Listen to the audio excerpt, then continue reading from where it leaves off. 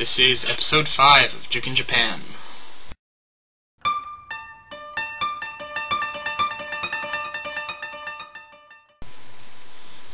Okay, episode 5 already. So, today's topic is going to be vending machines. Yes, vending machines. So, one day, maybe about 50 years ago or so, someone very important in Japan decided that the Japanese people would never be thirsty. This was going to be a big priority. As a result, today in Japan, there are vending machines about every 10 feet. Maybe that's a little bit of an exaggeration, but this is not. According to some Japanese organization, Japanese Vending Machine Association, I'm not making this up, there is one vending machine for every estimated 23 people in Japan. Think about that for a moment. Okay, so vending machines in Japan sell a wide variety of things. You have both hot and cold drinks, soft drinks, juice, vitamin and energy water, coffee, tea, soup, alcohol, cigarettes, ice cream, noodles, and other things. I can't really complain. This is actually one of the really cool things about Japan, I think, because there's always a vending machine somewhere. So if you're thirsty, you just walk another block if there's not one already next to you.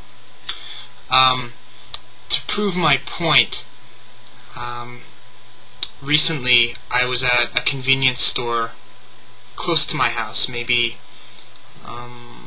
6 or 7 blocks away, and I decided that I would take a short video of each vending machine between my house and the convenience store. And this is pretty much a direct route, so that's not even counting vending machines on adjacent blocks. But anyway, why don't you have a look at that? Okay, so here's the first one, right near the convenience store.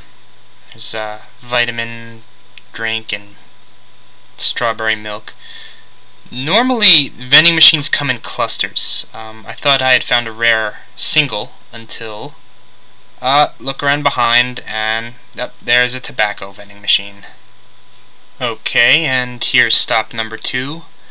Pretty standard fare: Coke, Fanta, water, tea, coffee, blah blah blah. And actually that last one was a single. Okay, here's our next cluster. A little more diversified. Some cigarette vending machines. Alright, here's number 4. Almost there.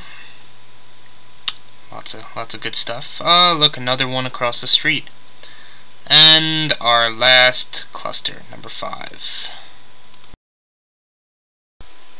I already mentioned very broadly the kinds of things that they sell. Specifically, well, here are some examples.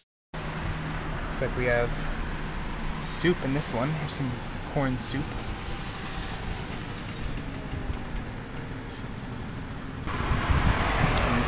My favorite coffees, we have Boss. Tommy Lee Jones has done some advertising for them, and over here we have Blues coffee. If I was a big coffee drinker, I would probably stick to Boss and Blues, I think. And Bickle. Bickle. Okay, let me stop there for a moment, because this bothers me, and not just about drinks over here. Bickle. I mean, does that sound to you like something, oh, Bickle, I just want to funnel that down my throat. It's so quick, it sounds so good. No one would think that. Bickle? I mean, to me it sounds like a bodily excrement. I mean, I know maybe English speakers are not a big demographic here, but seriously, would it really be too much of a hassle for these companies to just get a native English speaker and pay them like $50 and be like, does this English make sense and not sound weird or disgusting? Bickle? Okay, here's another one that bothers me, although it's not as bad. For. So maybe it's because I used to be a writing tutor, and you're not supposed to end a sentence with a preposition. But what if the sentence is a preposition? For. It has no object, it's just for. Okay, on the opposite end of that, it seems like a lot of cigarette companies do a good job over here as far as naming. Look at this one, Infinity Peace. Wow. If that doesn't want to make you stick some cancer-inducing sticks in your mouth, I don't know what would. And these things are fairly popular. These are basically just Jell-O in a can. Not much more to say about them than that. And here's another brand of coffee.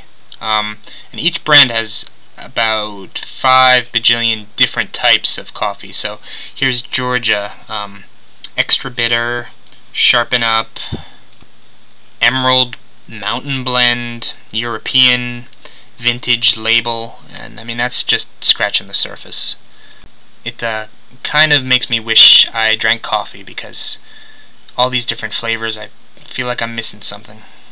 Now, this is a vending machine that was situated right outside of a liquor store, and I thought it was very interesting because of its contents. Mostly, it has beer and liquor inside, except for a couple teas, a sports drink, something called a bionic drink, and a couple of coffees. And this picture was taken pretty much just to beat a dead horse. You can see on opposite ends of the photo are vending machines, and by the way, I took this picture standing in front of, yes, a vending machine. So in conclusion, vending machines here, I suppose, can be considered oddities. They're certainly different from the breed that we find back home in America, probably in most countries, and they have some weird things in them. But I find they're one of the features here that gives Japan its unique flavor, and one of the things that makes it a pretty cool place to live. You know, just they speckle the landscape. Sounds kind of poetic. Anyway, tune in next time for another exciting episode. That's it for now. Thanks.